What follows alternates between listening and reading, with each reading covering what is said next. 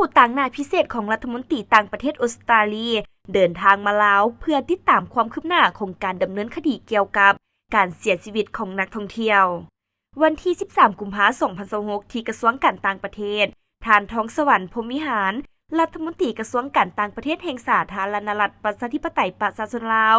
ได้ต้อนรับการเข้าเยี่ยมคำนับของท่านปราโบรกางผู้ต่างหน้าพิเศษของรัฐมนตรีต่างประเทศออสเตรเลียและคณะในโอกาสเดินทางมาเยี่ยมยามเฮ็ดเวียกอยู่สาธารณรัฐประชาธิปไตยประชาชนลาวท่านรัฐมนตรีทองสวรรค์พรหมวิหารได้แสดงความยินดีต้อนรับและตีราคาสูงต่อการเยี่ยมยามเฮ็ดเวียกในครั้งนี้ในเวลาเดียวกันนั้นท่านผู้ต่างหน้าพิเศษปราโบรกางก็ได้แสดงความขอบใจต่อการต้อนรับอันอบอุ่นพร้อมทางได้แจ้งจุดประสงค์ของการเดินทางมาเยี่ยมยามและเฮ็ดเวียกอยู่สาธารณรัฐประชาธิปไตยประชาชนลาวในครั้งนี้แม้นเพื่อติดตามความคืบหน้าของการดำเนินคดีเกี่ยวกับการเสียชีวิตของนักท่องเที่ยวคนออสเตรเลีย2คนในปี 2024 ผ่านมา2ฝ่ายได้ตีราคาสูงต่อสายพัวพันมิตรภาพและการร่วมมือที่ดีระหว่าง2ประเทศตลอดระยะกว่า7ทศวรรษผ่านมาซึ่งได้รับการเสริมขยายอย่างต่อเนื่องและยกระดับขึ้นเป็นคู่ร่วมมือรอบด้านในต้นปี 2024ฝ่ายลาวได้ถือโอกาสนี้แสดงความเสียใจอย่างสุดซึ้งต่อรัฐบาลและประชาชนก็คือครอบครัวของนักท่องเที่ยวต่างประเทศที่ได้รับข้อร้ายที่บ่พึงปรารถนาในระยะผ่านมา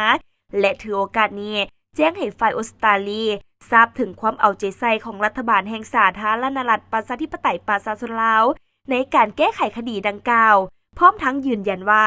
คดีดังกล่าวแม้นยังอยู่ในขั้นตอนการดำเนินคดีตามขบวนการยุติธรรมของสาธารณรัฐประชาธิปไตยประชาชนลาวนอกจากนี้ก็ได้แจ้งให้ฝ่ายออสเตรเลียทราบว่า